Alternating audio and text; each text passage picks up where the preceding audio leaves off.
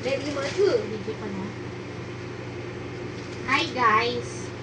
Today? Welcome to my vlog. Charot. So yan, gumagawa ako ng aking order for tomorrow.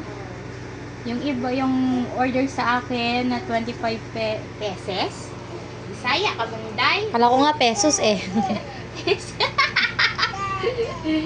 Na-deliver ko na yon, kaya thank you so much sa pag-support ng aking maliit na business. Wow! Yan. Thank you so much sa mga nag-order. God bless you all. Sa Lord na bahala ano sa inyo.